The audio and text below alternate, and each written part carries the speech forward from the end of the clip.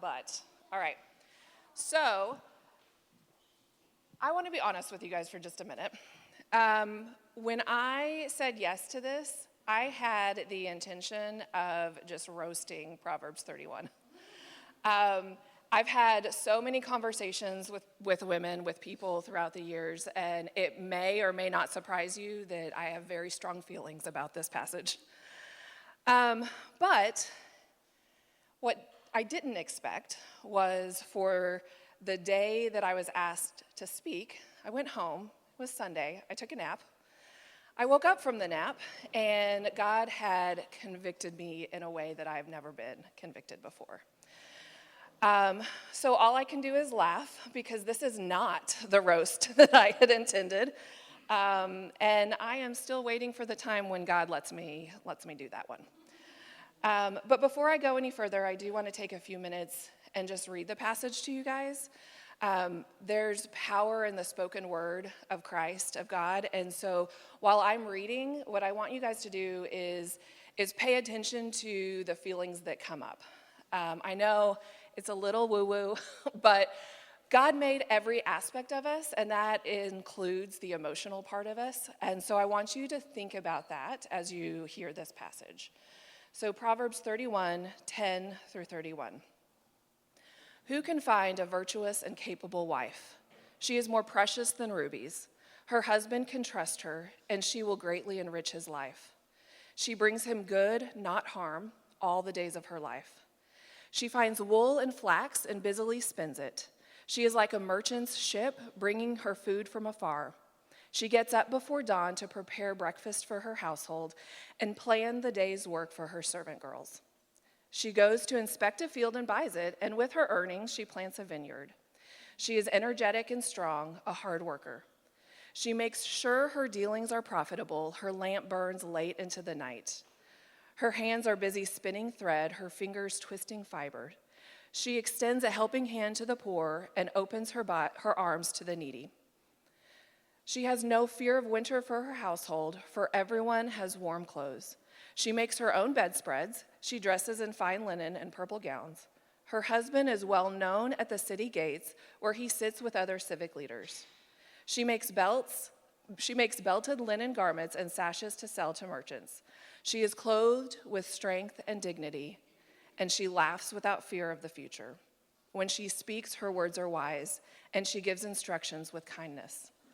She carefully watches everything in her household and suffers nothing from laziness. Her children stand and bless her. Her husband praises her. There are many virtuous and capable women in this world, but you surpass them all. Charm is deceptive. Beauty does not last. But a woman who fears the Lord will be greatly praised. Reward her for all she has done. Let her deeds publicly declare her praise. So, what did you guys feel? Where did you feel it? For me, my chest gets really tight and my stomach starts to turn. When I finally sat down after that whole conviction, and I was like, okay, God, so what is this passage stirring up in me? And what do you want me to do with this? And why, of all of the things that I can think of, does it stir up anxiety and anger? And what I found were these three words: comparison, shame, and resentment. I'm going to start with the easiest one to talk about for me, and that's comparison, because we all do it. I don't know if anyone else does, but when I read this passage, I am regularly adding to it words and thoughts that the original author did not put there.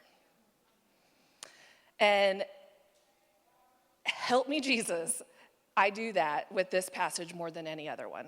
Maybe not more than any other one, but God's convicted me of that one. So today it's more than any other one. When I read this passage, what I see is not only this checklist of an amazing woman, but she is also classically beautiful. She is that woman, and I'm hoping I'm not the only one in this room. She is that woman that you want to hate her. She is so beautiful that you want to despise her out of jealousy. And then you get to know her, and she's authentic, and she's humble, and she's kind, and you're like, well, dag nabbit, I can't hate you. Thank you. I'm assuming from your laughter that means I'm not the only one that does that. The interesting thing is that the only reference to physical appearance in this passage is that it doesn't last. And so I had to take a hard look at this and say, okay, that's not God saying this. That's not God's expectation. That's mine. And so, of course, then in walks the shame. And shame set aside the physical appearance, right? Because that's over here. That's not there. So set that aside. The checklist alone of perfection is so shame-inducing in me. I don't stay up late into the night. I don't know how to sew and make my own clothes. And there's just a lot of things in there that I don't do. But what struck me was, what if this list was closer to the law that God gave the Israelites? The reason he gave the Israelites the law was to amplify his grace. What if this checklist was not one that God gave us, but one that I am putting on myself? And so that shame is not from God, that shame is from myself. And what if instead of that checklist, he's saying, oh my gosh, when I look at you, I already see the virtuous woman. You don't have to fill out a checklist. You don't have to measure up because I've already done the work and it's already done. What if this was something that drew us to an immense gratitude for the work that Christ did for us on the cross? Because every time he sees us, every time he sees his children, he sees the work that Jesus did for us. So, the last part. The part that might bring up tears, and the part that's really hard for me to do, but I'm going to do it because that's what God told me to do. This is the part where I get to be vulnerable with you guys this morning, and don't you love it when it's a giant crowd of people? I do say get to because it genuinely is a privilege to get to share your truest self with people, and that is a privilege that I am learning to practice. It's only taken me a couple years to get there, but I'm learning. The most painful emotion that I realized was coming up for me in this passage was truly humbling.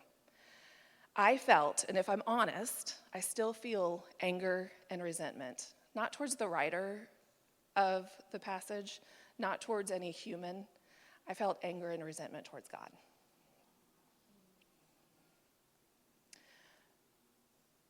When I take my anger and resentment to God and ask him to tell me where this is coming from, instead of pushing it down and covering it up because it's not pretty, when I do that, what I found was hurt and disappointment. I am hurt and disappointed because I have been operating under an assumption that God has been withholding from me my heart's desire to be married and have a family. I read verses like her children stand and bless her, her husband praises her, and I get angry at God for placing a deep and abiding longing in my soul for a family only to say, nope, you can't have it. So if I sit with this instead of running from it, if I choose to hold that longing and the resentment in my hand with an open palm to God, and I ask him, what am I supposed to do with this? What he says to me is, I'm not withholding anything from you. I am asking you to give me your heart so that I can show up for you in an amazing and incredible way, in a way that you will know without a doubt that it is me doing the work. Kelley, what you are holding on to is counterfeit. And you have to let that go before I can give anything else to you. So I'm going to pray this for everyone here today. I pray that you do not run away from passages that bring up uncomfortable feelings. I pray that instead you ask God to show you what he is trying to tell you, what your body is communicating to you in that moment. And I ask the Spirit to show you any place that you are holding something back from him or that you have been disappointed from him in some way. What I want you to do, and I'm closing this, I'm actually going to read the passage one more time. This time I want you, if you're comfortable with it, I want you to close your eyes, and I want you to ask the Spirit to show you any place where you have read into this passage, where you've added something that's not there, or ask him to reveal those places in your soul that need to be held with an open palm. And let's allow this word to refresh our hearts. Who can find a virtuous and capable wife? She is more precious than rubies. Her husband can trust her, and she will greatly enrich his life. She brings him good, not harm, all the days of her life. She finds wool and flax and busily spins it. She is like a merchant's ship bringing her food from afar. She gets up before dawn to prepare breakfast for her household and plans the day's work for her servants. She goes to inspect a field and buys it, and with her earnings, she plants a vineyard. She is energetic and strong, a hard worker. She makes sure her dealings are profitable. Her lamp burns late into the night. Her hands are busy spinning thread, and her fingers twisting fiber. She extends a helping hand to the poor and opens her arms to the needy. She has no fear of the winter for her household, for everyone has warm clothes. She makes her own bedspreads. She dresses in fine linen and purple gowns. Her husband is well known at the city gates, where he sits with the other civic leaders. She makes belted linen garments and sashes to sell to the merchants. She is clothed with strength and dignity, and she laughs without fear of the future. When she speaks, her words are wise, and she gives instructions with kindness. She carefully watches everything in her household and suffers nothing from laziness. Her children stand and bless her. Her husband praises her. There are many virtuous and capable women in this world, but you surpass them all. Charm is deceptive, and beauty does not last, but a woman who fears the Lord will be greatly praised. Reward her for all that she has done. Let her deeds publicly declare her praise. Abba, thank you for this passage. Thank you for the words that are uncomfortable, that bring up uncomfortable feelings. Thank you for creating us in your image to be fully whole, fully known. God, I ask that you will have compassion on each person here today, that you will show your abounding love, your abounding grace, and that we will know beyond a shadow of a doubt that you are at work here today. In your precious and holy name, amen.